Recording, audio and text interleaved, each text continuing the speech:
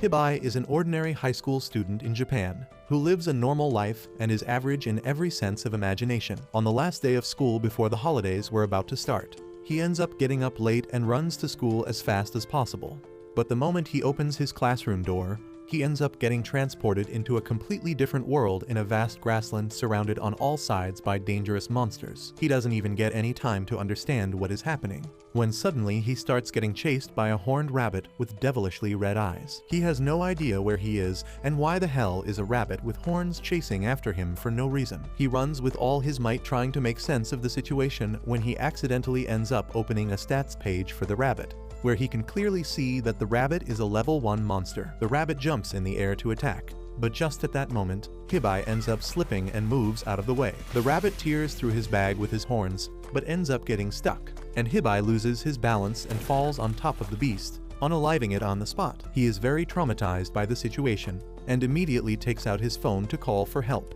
But he notices that there is no service to be found here. He tries to keep his wits about him when suddenly his stomach starts making noises as he hasn't had anything to eat since the morning. He looks at the rabbit, but realizes that he doesn't even know whether that thing is edible, and he can't even cook it without fire. Just then suddenly he is again able to see the stats of the rabbit, and learns that the rabbit is in fact edible and eaten as a stew in many areas. He still can't bring himself to butcher the rabbit and eat it, so he simply packs it up in his bag and starts moving. He tries to understand how is he able to see the stats of things, and checks whether that skill only works on living things or not. He checks the stat of his backpack, and it turns out that since the bag is not from this world, he can't really see the stats as it's made up of unknown materials. With that, he wonders what else he can do, so he checks the sky, and the skill shows that there is no target to appraise. He then turns towards the ground, and suddenly the skill shows that the target is a level 273 monster known as the Maze Eater. This confuses Hibiki as he is just looking at the ground. He checks it over a couple of times,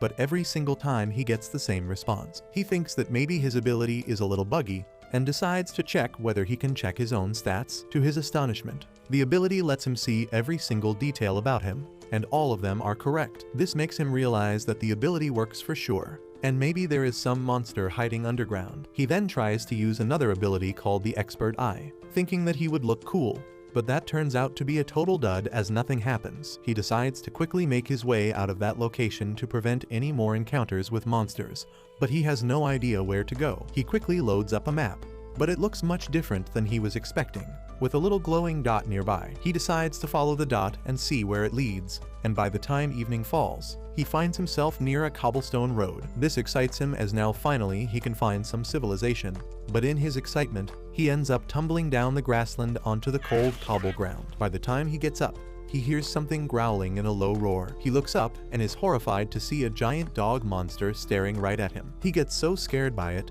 that his sudden movements scare the monstrous dog as well, and during the confusion, an arrow hits the dog directly in the head and knocks it down in an instant. Hibiki turns around to see where the arrow came from and is delighted to see an actual person this time and not a new monster. The girl walks up to Hibiki, and he immediately thanks her for saving his life, and the girl tells him not to worry about it. She introduces herself as M, and Hibiki wonders whether she is a foreigner since she has pretty long and pointed ears. Before he could ask anything though, the girl asks whether Hibiki came down from the grasslands, and is shocked to see that he survived that. Hibiki, however, is lost in his own thoughts and asks whether M is doing an elf cosplay or something. M doesn't really understand what the boy is talking about and claims she doesn't know what a cosplay is. Hibiki realizes that he might be wrong, while M again asks what the hell was he doing in the grassland of the Maze Eater. Hibiki realizes that name from the time he was checking the stats of the ground. He tells M that he doesn't really know about it. M is surprised, asking why the hell would he go there if he doesn't even know what it is. Hibiki replies that he was just suddenly transported into the middle of the grasslands. M starts thinking what could be the reason of that, while Hibiki ends up checking the stats of the girl,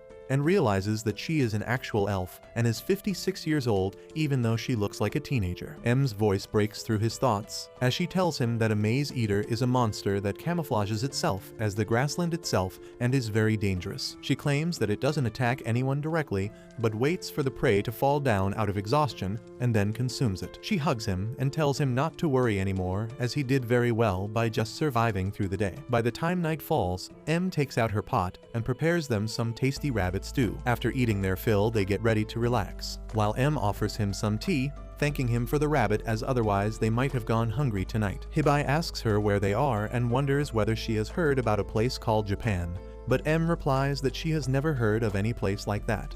But she tells him not to worry and promises to take him to the city. In the middle of the night, he ends up waking up after a dream and checks his phone, wondering whether his friends are worried about it. He notices beautiful green blobs of light floating in the air and checks what they are with his ability, and realizes that it's a protective spell put in place by M to sound an alarm if anyone gets too close to them. He gets up and walks around in the area, taking everything in as he finally comes to terms that this is not a dream and he is in fact in a different world where anything can happen to him. Slowly but surely he also starts understanding his ability, which is that of an appraiser, a job class which is not very rare in this world. He thinks about how even in this world he is a completely average short king with no cool abilities. He shakes the thought out of his mind and goes back to sleep thinking of ways to get back to his world. The next morning they wake up early and decide to get a move on towards the nearest city.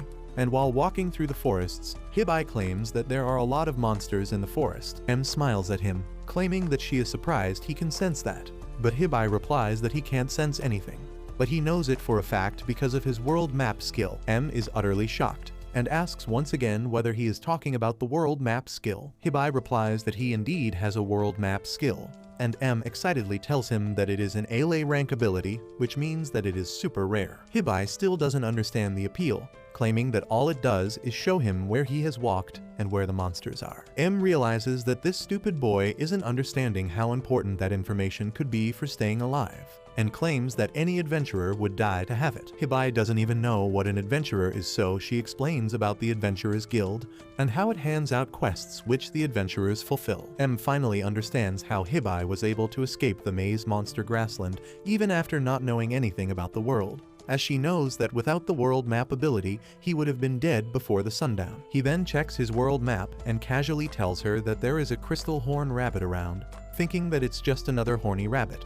But M completely flips out, asking whether he is sure he saw a crystal horn rabbit. He shows her the location and asks whether they are any different from the horn rabbits, and M replies that they are totally different as the crystal horn rabbit is much rarer, and its horns can be used to make cures for all kind of poisons. On a good day, it could be sold for as much as 200 gold coins. She immediately grabs him by the arm and runs in the direction of the monster. A couple minutes later, they finally spot the beast out in the open foraging for food, and Hibiki realizes that the horn on this rabbit does look different. Hibiki checks the stats and tells M that the rabbit has a skill called Escape and a skill which detects presence. M tells him not to worry as she herself has some skills to disguise her presence, such as odor cut and sound cut. Hibiki is impressed by her abilities, but M tells him that her abilities are nothing compared to his world map skill, which can pinpoint locations of targets that are near impossible to find. She claims that any party would love to have him, even if it's a non-combat role, as in a party players trust each other with different skills. That's what makes a good party. She immediately takes out her bow and uses the wind around her to create a spirit arrow and shoots it at full strength towards the monster. The arrow moves with the speed of sound at the target, but just before it could reach the beast, the rabbit spots it, and within the blink of an eye it disappears from the clearing. M is defeated as that was her strongest shot and the rabbit dodged it as if it was nothing. She claims that maybe they should leave it, since that was her strongest attack and it didn't even come close to the rabbit. But Hibiki claims that maybe if they can make it attack him, the rabbit won't really sense the arrow coming at it. M thinks it's worth giving a try, and baits it by an ivy while quickly creating a wall in front of it. This scares the monster, but when he turns around he spots Hibiki, who has a really weak aura, so the rabbit thinks it can easily defeat him. The monster immediately rushes towards Hibiki to end him, but M emerges from the bushes and takes it out with a headshot. Suddenly Hibiki gets a notification that he has leveled up, and M grabs the crystal horn, claiming that they make a good team and maybe can work together. Later that day, they manage to arrive near the city of Roll, which is a bustling town filled with people from all places. Once inside, M realizes that Hibiki looks very weird with his conspicuous looking clothes, so she covers him up with her cloak, claiming that it might be a little long since Hibiki is a short king, but it would do for now, and with the money they will get after selling the horn, they can basically get him some clothes, and even have money left to get some arms and armor. Hibiki asks how much even is 200 gold worth, Which shocks M as how can someone not know about the currency of the world they are in. Hibiki quickly racks through his abilities and realizes that 200 gold is roughly equal to 10 grand. While he was thinking about how much dough they are moving with, M comes up to him and gently touches his face before claiming that even though she knows how new he is to this world, but she tells him that he should refrain himself from showing everyone in this world how clueless he is. Otherwise, people will definitely take advantage of his innocence. A little while later, they enter the Adventurers Guild, and apparently many people know M, and they start asking whether she finally decided to work with someone and create a party instead of going solo. But when they have a look at Hibiki, they start laughing, asking whether she is now taking babysitting gigs. M gets heated and tells them to shut up, as even though Hibiki looks like a child, he is just an adult who is vertically challenged. A different guy from a party tells the other guys to back off and show some respect to people, and pats Hibiki on the shoulder, telling him not to take their words seriously before leaving with his party. M tells Hibiki that the guy belongs to the famous party called the Silver Banner. With that, they move towards the receptionist named Jewel, who turns out to be a beast woman, which surprises Hibiki yet again, as he has never seen anything like that before. Jewel seems to know him as well, and asks what does she want today, but M tells her that she is actually here to sell something, and requests for a separate room. Jewel takes them to a separate room where Hibiki finds a huge boulder of a man who is super ripped, as if he just came from Mr. Olympia. Hibiki immediately gets impressed and starts glazing him for his physique, which makes the man even happier, and he rips his clothes off to give Hibiki an even better view. While the girls watch in disgust, the man introduces himself as Baal, the guildmaster, and shakes Hibiki's hands while Hibiki asks whether he can touch his muscles and starts asking for gym workout plans so he can also get a physique like Baal. The girls get jealous of their bro bonding session and use their magic to knock both of them to the ground. Once the floor was mopped up, they all sit down finally to discuss what M wanted to sell, and she produces the beautiful crystal horn from the rabbit proudly. Baal is super stoked, as he claims that this is even bigger than the one he saw 3 years ago. M feels happy about it, and asks how much would Baal pay for it. To her surprise, Baal claims that he would buy the horn for 400 gold coins, which is double of what she initially wanted. Hibiki thinks that they are getting a good deal, but to his surprise, M turns him down, claiming that she is not stupid, and knows that the horn from 3 years ago was sold for 230 gold coins. She claims that the horn that she has brought here is 3 times the size of that horn, and yet the guildmaster is only offering twice the price. She claims that since this one is thrice as big as the last horn, she wants 3 times as much money, which is 800 gold coins. The math ain't mathing in Hibiki's mind, but he decides to keep his mouth shut and let M deal with this. Baal claims that he can't afford to pay that much, and offers 550 coins, while M counters with 780 coins. After a lot of back and forth, Baal is finally forced to offer 700 gold coins through clenched fists, and M claims that they have a deal. M is super happy, but Jewel doesn't seem to be amused, as she smiles scarily and tells Baal that since they went much over their budget, they will simply have to cut the extra money from his salary next month. Baal is shocked, but he can't say anything as Jewel starts talking and claims that for a dumbass guild master who doesn't even know the budget they have before they start to haggle, it's the perfect punishment. M gets really excited and happy, thinking that now Hibiki would have no choice but to asks M to take him in his party so that they can go on even more adventures and earn money. Hibiki, however, doesn't say anything and leave M to discuss the money situation and transfer with Jewel, while he goes downstairs and waits on a table, when he suddenly hears voices in his head. At first he thinks that he is getting schizo, but then he gets sure that someone is talking to him. It turns out to be the literal god of this world, who claims that he has given Hibiki special abilities like tutorial, and with that, he can slowly learn about this world without feeling overwhelmed. The god claims that he can't talk to him all the time, and will only be able to contact him sometimes, but promises to help him as much as he can, so Hibiki stays alive in this world. With that, he doesn't explain much and disappears once again, leaving Hibiki with more questions than he had before. He tries to call the god again, but no luck with that. But at that time, M also arrives and was moving towards him, when suddenly a guild member hands her an envelope, claiming that she has got a designated quest for her. M opens up the letter, and suddenly her entire demeanor changes as she simply tells Hibiki that she needs to do something out of town and she can't deny the quest, but she can't take him with her either, as it is going to be a super dangerous mission. Hibiki understands her and tells her not to worry, promising that he would be alright on his own. He is not really sure honestly whether he would be alright or not, but he feels like he has already troubled her enough,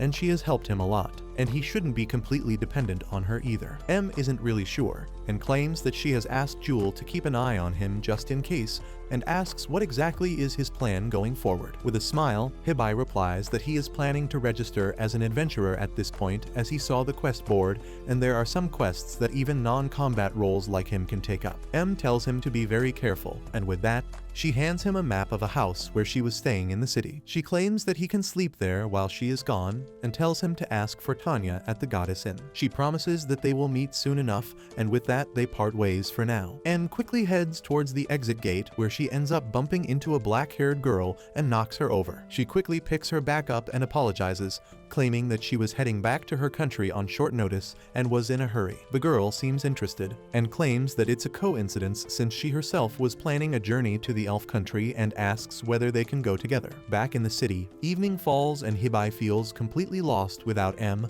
and all he has done is sleep on the bed doing nothing, and even God is not responding to his calls. His thoughts are broken by a knock at the door, and the owner of the inn named Tanya enters, asking Hibiki whether he is alright since he hasn't had anything to eat since the morning. She claims that dinner is about to be served and calls him down to eat. Hibiki sits back, up, and thinks about how he needs to also find some work, since he doesn't know how long the horn money will last him. He checks his stats once again, and realizes that solo combat is completely out of picture, but he does have a special ability which can help him memorize medical books just by going through those pages. He immediately uses the skill, and a medical book appears in front of him through magic.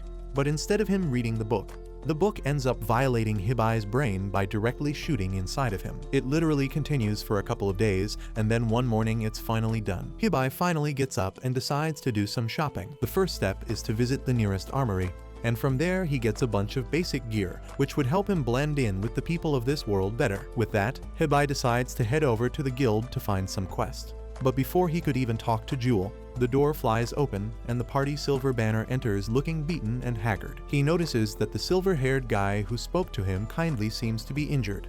With that, the guy falls to the ground, and Hibiki notices that literally an arm is missing from the silver-haired guy. Jewel gets worried and claims that Bal is out of town at this moment, and asks whether they tried other healing magic. But the party shakes their head, claiming that it didn't work. Hibiki wonders whether he could save the man's life, and asks to have a look. One of the girls in the party gets mad at him, claiming that they want a healer, not an appraiser. Hibiki, however, tells them that he has read some books and can try to save him. He realizes that apart from being chopped up, the guy also has poison in his body, and Hibiki doesn't have enough mana to use the spell needed to clean his body of that poison. He immediately asks if anyone in the guild has that ability, but no luck. He realizes that the silver-haired man doesn't have much time, when he realizes that he has an ability with which he can temporarily increase his mana by getting it from other people. The members of his party alongside Jewel all agree to transfer their mana into Hibiki, and soon he channels all the mana and uses a very high-level healing spell which removes the poison from his body. Immediately after, he uses a second spell which restores all the limbs of the man, bringing him back to full health. Before he could celebrate though,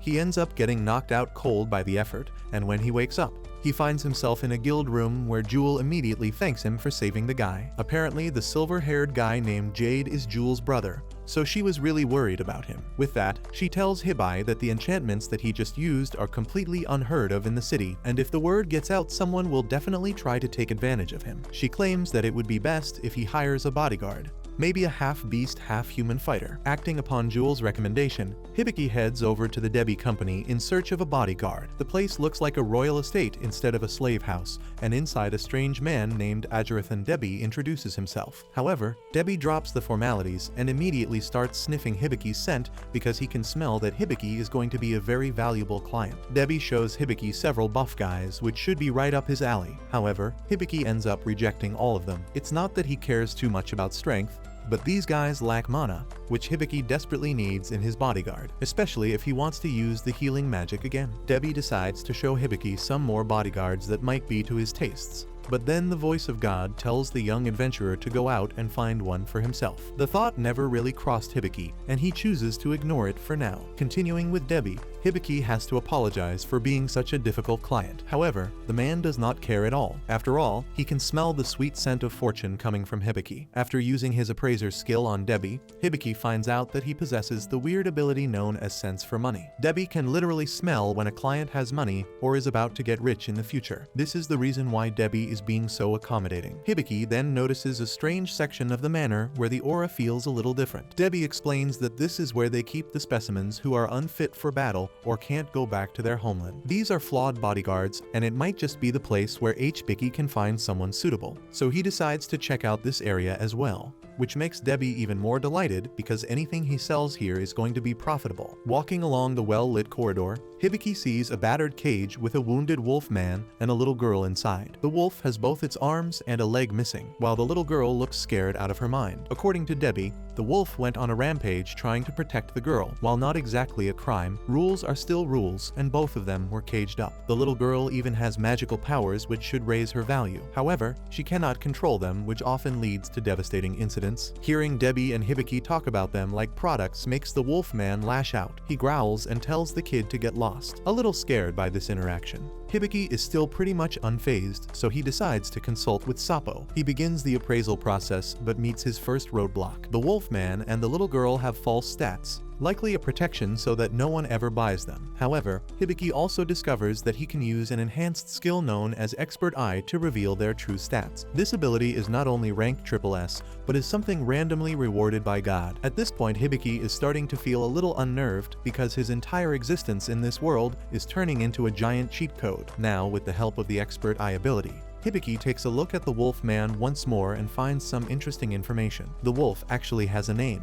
Claude Abres. He is 26 years old and his job is that of a level 15 knight. Hibiki also finds a curious skill known as immovable chain, which sounds more like a curse. However, he's not interested in reading so much information right now. A further investigation reveals that Claude is also a level 95 hero. Hibiki has never seen such a high level. He almost loses his mind. He then decides to use the appraisal skill on the girl and finds out that her name is Lillian Rouge and she is a sage. Once again, there's just too much information and Hibiki's head is starting to hurt. However, he finds out that Lillian has an ability known as Raging Sanctuary. This skill is a trial placed on God, and it cannot be controlled by a human being, so it leads to self-destruction. Hibiki looks up at God, wondering how he can be so cruel to such a little girl. However, God remains casual because this is a trial that a sage must go through. Now that Hibiki has all the relevant information, he decides that Claude and Lillian would be great bodyguards because of their extensive mana. However, he still has some reservations because of Claude's unknown curse.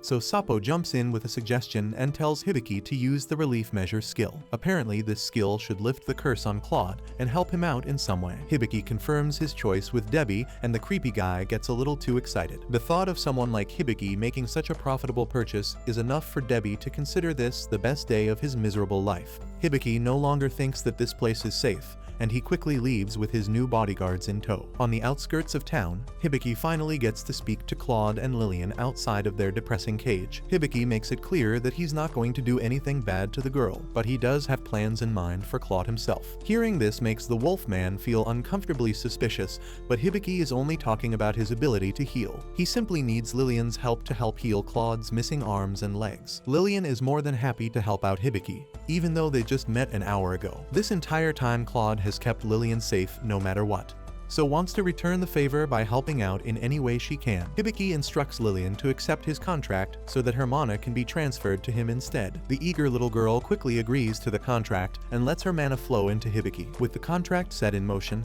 Hibiki now has the required mana to use the perfect heal ability and restore Claude's broken body. Hibiki activates the spell as a flash of intense light envelops Claude, and he howls in pain. In just a matter of seconds, his body gets restored to its former glory. Lillian is amazed to see her beloved Claude return to his normal self. This act of kindness is proof that Hibiki is not going to hurt them, and Claude slowly opens up as well. Hibiki then asks Claude if he feels better, and while it will take time for the wolf man to reach his former strength, he feels the remarkable change throughout his body. Hibiki understands that Claude will require time to gain back his full powers. After all, he has an unknown curse placed on him, making it difficult for the wolfman to exceed his strength. Yapping away like that might land Hibiki in trouble because Claude's curse is supposed to be a secret. The wolfman is almost tearful to learn that someone in this world knows that he has a curse placed on him. Hibiki also reveals that in the future Lillian is going to be a sage. Claude is seriously starting to get freaked out at how much this little kid seems to know. Hibiki blurts out that he was given the expert eye ability by God himself. This should be impossible for any mere mortal in this world. This ability is divine in nature, and not something that a person can easily acquire. Hibiki is now more determined than ever to lift the curse placed on Claude. He activates the level 1 relief measure skill, which reveals several chains tightly gripped around Claude's massive body. A giant scissor then appears in the sky,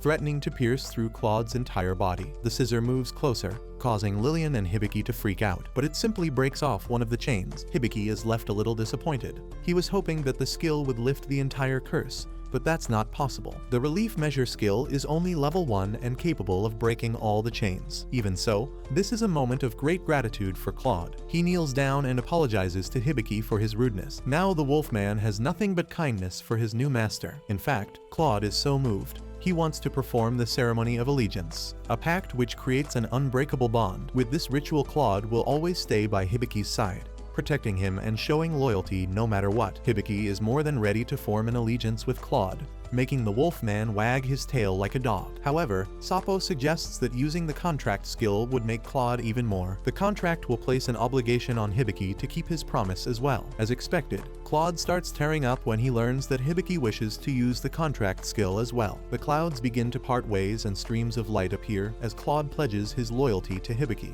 He pledges his entire body, mind and soul as Hibiki places a golden sword on the wolfman's shoulder. As the ritual is complete and Hibiki accepts the allegiance, he is amazed to see a glowing sigil light up on his hand. Claude has the same divine light emanating from his hand as well. According to Claude, this is the crest of the light spirits, and it's a sign that his loyalty has been acknowledged. Finally, it looks like Hibiki has gained new companions, even if he did technically buy them. While Hibiki has been making new friends, Amelia has been heading back home with her weird maid Stalia, who is alarmingly obsessed with her. Since the girls have been traveling for a long time, Amelia wishes to visit a nearby hot spring. However, while Stalia would love to get some alone time with Amelia, the thought of Ivel being there turns her off. But Amelia is desperate to make new friends, so she forces her companions to hit the hot springs no matter what. Back on the outskirts of town, Hibiki has been talking to Claude and Lillian about their journey and designated role. He enters into another contract with them, and then receives a level up to his grimoire skill. This entire time, Hibiki has also been talking to Sapo, so Claude starts to wonder if his new master is mad or actually talking to someone real. Hibiki reveals that he talks to a voice that speaks to him and helps him out. This causes Claude to connect more dots,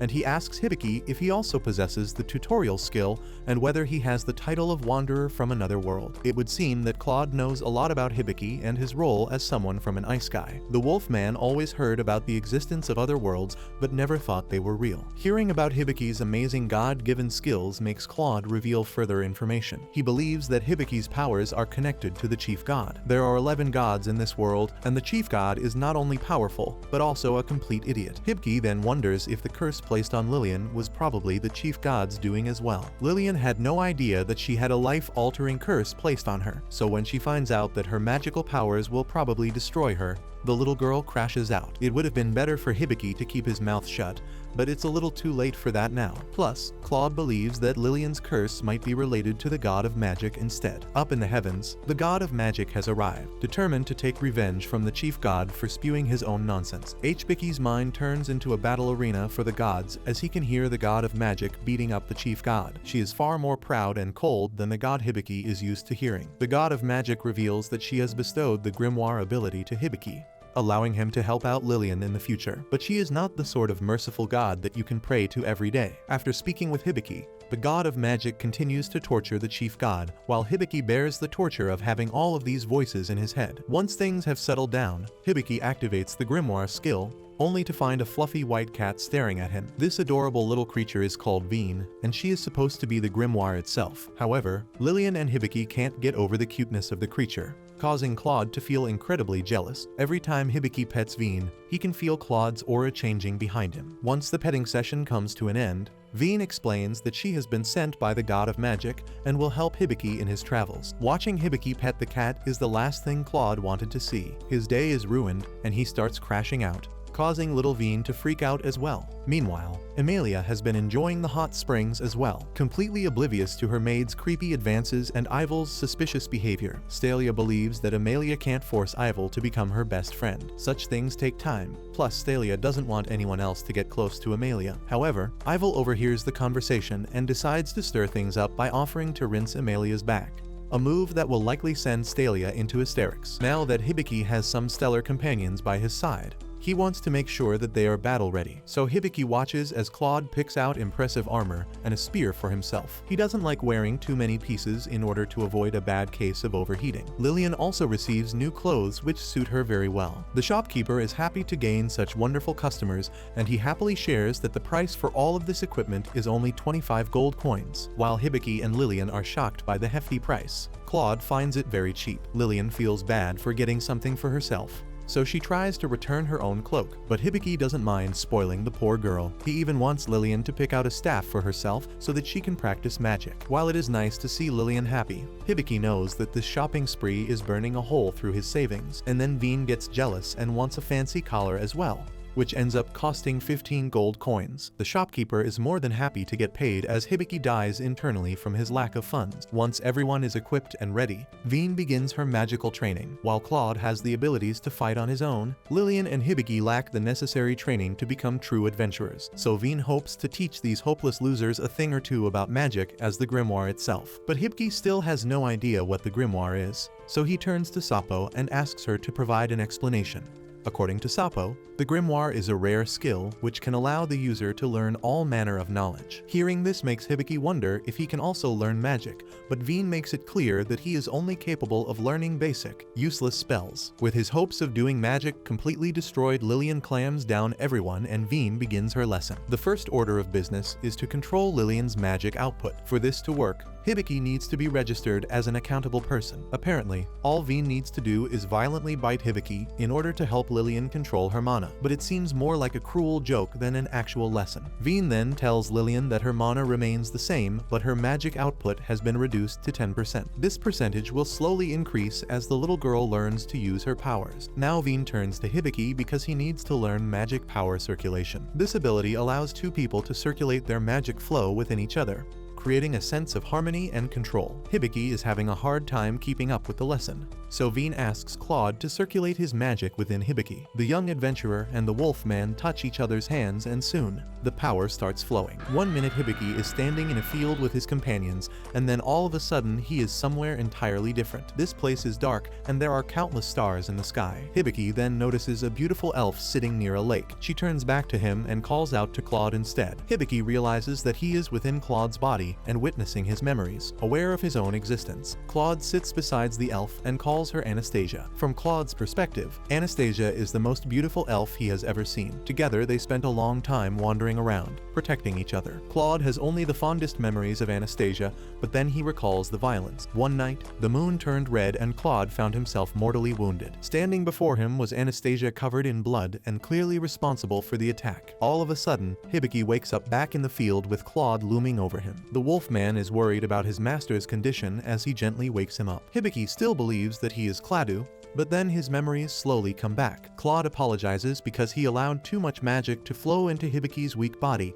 and the boy ended up wandering too deep in Claude's consciousness. Veen scolds Claude for not listening to her instructions carefully. However, she is hoping that Hibiki saw something embarrassing in Claude's memories, something that she could use for her own scheming. But Hibiki only saw a beautiful memory which he still has no idea how to explain or understand. Veen's stupid lesson finally comes to an end, but Hibiki still needs to practice household magic. This form of magic requires the user to complete trivial chores like sweeping the floor or dusting around a room. If the user emits magical energy while doing housework, then elemental spirits will gather the energy as a form of payment. Once the spirits are satisfied, they will teach the user how to control household magic. This isn't the type of hardcore training Hibiki had in mind, but according to Sapo, training through housework is the only way to unlock this type of magic. After some time, Lillian and Claude arrive as well, hoping to have dinner with Hibiki. However, the clumsy wolf unknowingly overturns a bucket of water, causing another mess for Hibiki to clean up. Apologetic for his thoughtless behavior,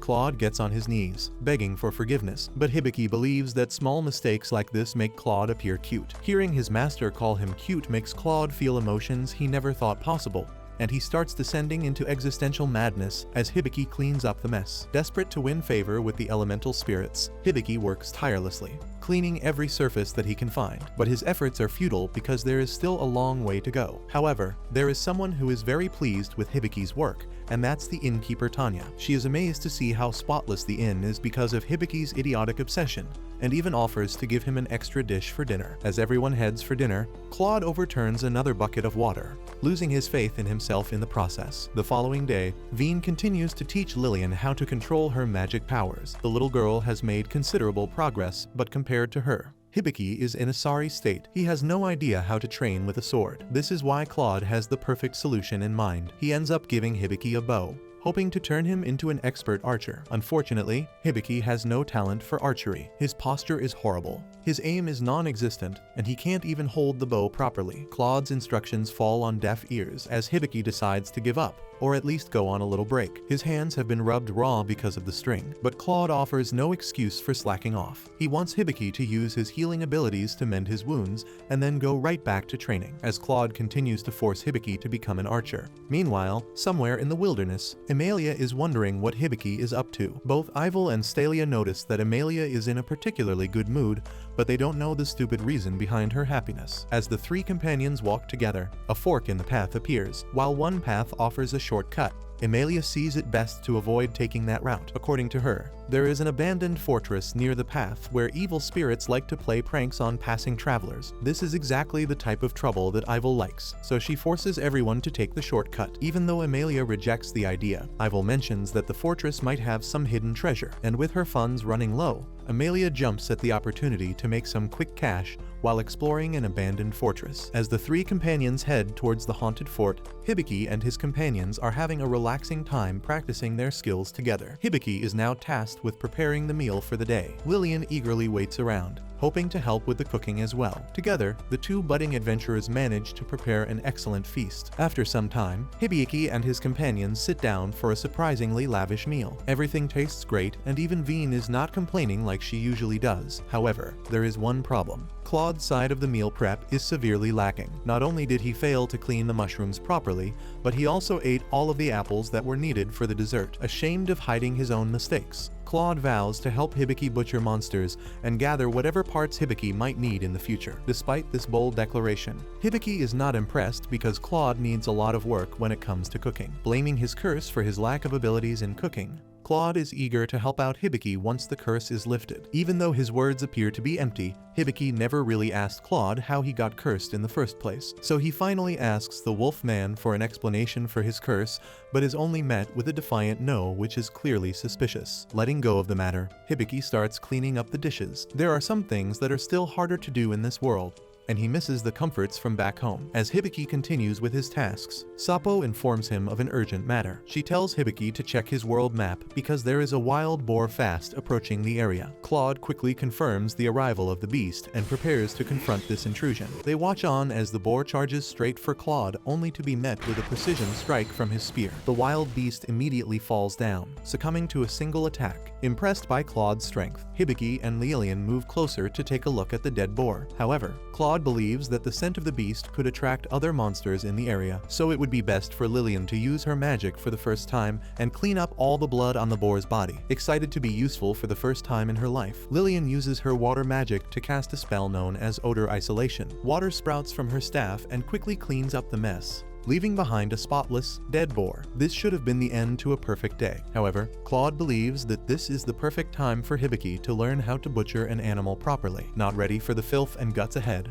Hibiki regrets ever bringing up the topic with Claude. Meanwhile, Emilia and her companions have arrived at the creepy fortress. The place looks dark and desolate, and chances of finding treasure appear to be slim. Ivel uses her mysterious mirror to confirm the presence of nearby spirits, but her attention is quickly drawn by Emilia, who can be heard crying out from joy. Emilia has found an impressive treasure trove, a room covered in gold coins and different types of jewels, while Stalia has also found treasure of her own. She finds herself enjoying Amelia's assets to her heart's content. Ivel finds the two fools acting out their fantasies. Ivel uses her powers to dispel the spirits who are clearly tricking the two gullible women. Hibiki has also made some progress and finally learned how to butcher an animal. But now everyone is covered in filth, so Hibiki decides this is the perfect time for him to use his newly acquired bubble wash powers. Poor Claude ends up being the first test subject, and he can only stand still as Hibiki directs his washing abilities towards the dirty wolf. At first, the wash seems like a disaster, but then Claude wipes away the bubbles only to reveal silky smooth fur. The bubble wash has not only cleaned Claude, but given him a new lease on life. So far, Hibiki has been having a lot of fun on his journey in a new world, but the question of money completely left his mind. Now, after buying expensive gear for his companions, Hibiki has to tell Lillian and Clade that they are going broke. According to Hibiki, the only way to save themselves from poverty is by getting some money from the guild. However, since Hibiki and the others are still technically not adventurers, they will have to start off with the dreaded F-rank quests that no one likes to complete. After discussing the matter with his companions, Hibiki registers himself, Claude and Lillian as a party in the Adventurers Guild. Now they can start accepting quests, but Hibiki did not anticipate getting bombarded with so much work. Claude has accepted almost every quest under the sun, so that they can start earning money quickly. Since most of the quests are low level, Claude believes that Hibiki will need to accept several of them in one go in order to make a decent amount of money. Depressed at the prospect of working so much, Hibiki then notices several more quests, including a wanted poster for a bandit who has recently been stealing from the rich. Since Hibiki can't really work on the bandit case,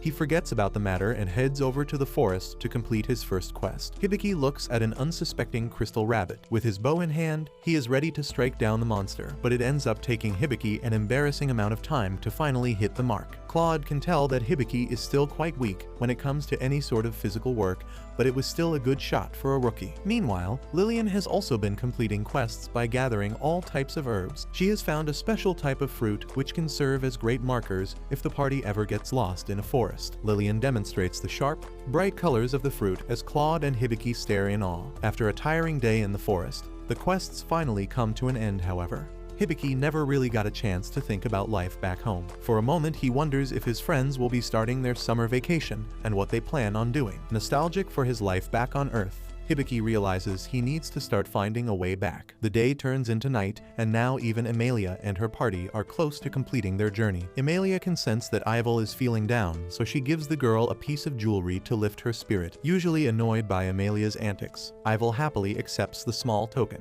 Back in the city, Hibiki and his party have earned quite a bit of money after completing their quests and selling all of the herbs. In fact, the receptionist at the guild was so shocked by the amount of herbs that she became suspicious and asked Hibiki if he actually bought them instead. Now Hibiki wishes to have a quiet, peaceful day in the city, but then he runs into Bals Dilliard, the guildmaster. He has finally returned from the royal capital. However, Bals is surprised to see that Hibiki still hasn't gained any muscles at all. Determined to turn the weak little boy into a man, Bals tells Hibiki to train with him. But then Claude gets really jealous and tells Bals to back off. The proud guildmaster refuses to back down because he believes he is the only one who can help Hibiki. However, Clade believes that muscles are something that should be built over time with care and practice. Bals mocks Claude's pathetic approach, and he decides to take things to the next level. Taking off his coat, Bals exposes his ripped muscles and then starts fighting Claude. The wolf man uses his spears to strike down the guildmaster, but he is clearly outclassed. Bals is an absolute beast. His body is built like steel, and he is talented with the sword as well. Hibiki is so shocked. He turns into an entirely different character. He can't believe that these two old men are fighting because of him. All of the nearby people run away from fear because things are starting to get out of control. Hibiki asks Sapo to appraise the guildmaster, and he finds out that Bals is a league above everyone else. Bals tells Claude to back off, but it is clear the two of them are gearing up to fight even more viciously. Before things can get out of control, Jewel arrives and uses her ice powers to blast away the wolfman and the guildmaster. Just then, a fat lady who looks like she's quite rich starts running through the seats because someone stole her purse. Hibiki and the others watch on, but then Hibiki notices that his own bag of money is missing. Hibiki just got paid by the guild, and now the money is gone. Hibiki starts freaking out, while Jewel believes this must be the work of the bandit. This criminal can apparently turn their tail into a snake, use it to tickle people, and they only attack the rich. Determined to get their money back from this freaky bandit, Hibiki decides to dress up as a clueless girl and visits a cafe with Lillian. Hibiki's disguise is a little too perfect and he feels depressed because he looks much better than a girl. The plan here is to leave a pouch of money on the table so that the bandit can grab it. Then Claude, who is also sitting nearby, is going to jump into action and chase down the criminal. After placing their orders, the food finally arrives and the waitress puts the pancakes on the table. But then Claude tells Hibiki that they have been tricked. The waitress was the bandit, and she has taken the money and is now running away. Thankfully, the money pouch has been rigid so that it can leave behind a trail of color. It doesn't take long for Hibiki and the others to track down the bandit into a dark, weird alley. At the end of the alley is a strange set of stairs which leads to an underground tavern of some sort. All manner of shady-looking people are gathered here doing weird things. Hibiki and the others enter this bizarre place, but Hibiki is still in his disguise, so weird men start hitting on him. A jacked guy with no shirt tries to flirt with Hibiki using a handkerchief. After ignoring the weirdo, Hibiki then runs into another shirtless dude who violently kills a mosquito. None of these people look like the fluffy-tailed bandit, but then Hibiki notices a strange person in a hood. This hooded figure is definitely sticking out like a sore thumb, so Hibiki and the others decide to follow the stranger. Beneath the hood is a strange girl with a giant fluffy tail. Hibiki tells the stranger to give back the money she stole. However, it is clear that the girl is not scared at all, so Hibiki threatens to use his appraiser powers on her. Despite the fear tactic, the girl, whose name is actually Fauna, does not react at all to the pointless threats. But then Hibiki reveals that they know everything and Fauna is forced to remove the hood and expose herself as a beast girl with the most beautiful tail. Shocked by how hot Fauna is, Hibiki and Claude demand that she hand over the money. But Fauna is the one who laid out the trap. She lured Hibiki to the underground tavern where she stole more of his money. And now once again, Fauna has rigged the alleyway and uses a cheap trick to cause several wooden planks to fall right on top of Hibiki. Thankfully, Claude jumps in, keeping himself and Lillian safe and pushing Hibiki away so that he can chase after Fauna. Unwilling to let go of the bandit, Hibiki rushes after her but falls for another one of her tricks. Fauna looks back to see Hibiki tangled up in her wire trap, hanging upside down and begging to be let go. Hibiki cries out for help as Fauna mocks him, but then the beast girl notices that Hibiki is actually a guy. Hibiki's wig drops and his pants are exposed. Fauna actually finds him very cute in this state, so she offers to give the money on one condition. Fauna wants Hibiki to appraise a couple of items that she has in her possession. Accepting this simple term, Hibiki and Fauna go back to the underground tavern where they begin the appraisal process. First, Fauna asks Hibiki to appraise a special ring, which turns out to be a valuable ornament. Then Fauna asks Hibiki to take a look at a pearl necklace, which actually turns out to be fake stones. Seeing no value in the pearls, Fauna throws them away. Hibiki is then presented with a dagger, and after appraising it, he finds out that it's a dagger used mainly for ceremonial purposes. Impressed by his abilities so far, Fauna then pulls out a special item, a wooden bracelet, from the get-go. Hibiki can sense that the item is not particularly valuable, but it does have interesting details. Hibiki's appraisal skill reveals that the bracelet is carved with a design which is loved by beast men. It also includes a message from someone called Diana. Hearing this makes Fauna uneasy, and she demands to know what the message says, and then Hibiki informs her that the message is a simple thank you. Fauna sits back down on her chair limply. She tells Hibiki that this bracelet was given to her by her little sister. Fauna could never find someone who could decipher the message for her since she can't read, but now she can finally know the words left behind by her little sister. Hibiki then asks Fauna if her little sister knows that she's now a rotten bandit, but Fauna reveals that her sister is dead. There was an intense back home and Fauna lost everything. Speaking from experience, Fauna tells Hibiki that if he also has a home, then he should try to get back no matter what. Otherwise, he could end up losing it forever and never receive a chance to go back. Before leaving,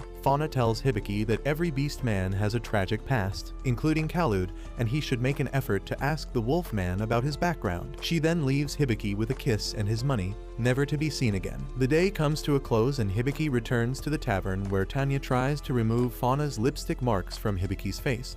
Bowles is there as well, and he has an important message to share with Hibiki and the others. According to the guild master, a new young and energetic party has emerged from the kingdom. They are known as the Corpse Killer and have been ordered to take care of the undead by the king himself. Shocked to hear that this world has undead monsters, Hibiki freaks out at the news. Bowles believes that the party is traveling to the city and could arrive any day now. Hearing this makes Hibiki even more nervous because that means there are undead monsters in the area. Later on, Hibiki, Claude, and Lillian talk about the wild day they just had and how many new things Hibiki learned in the process. Eventually, he would love to go on a journey and meet someone knowledgeable. Claude realizes that Hibiki is probably talking about a sage. In this world, there are grand sages that have lived for over 500 years and hold immense wisdom. Claude then asks Hibiki why he wishes to speak to a sage, but his answer shocks him and Lillian. Hibiki wants to return to his own world, and asking a sage might help him out. Hearing this response makes Claude and Lillian really sad. They never really thought about Hibiki leaving one day, but Claude promises to keep protecting Hibiki for as long as he remains in this world. Meanwhile, Emilia, Ivel, and Stalia have arrived at the end of their journey as well. Emilia then reveals that a few days ago, she heard a strange voice telling her to go east where something precious has dropped. Shocked to hear this, Ivel realizes that the thing she is looking for is actually in an entirely different location. Unapologetically, Ivel says a half-hearted thanks to Emilia for all her troubles and then coldly leaves the group. Emilia is too stunned to speak, and she just watches Ivel leave without even saying a proper farewell. But that's where this video ends. Remember to like and subscribe to the channel. Thanks for watching, and I'll see you next time.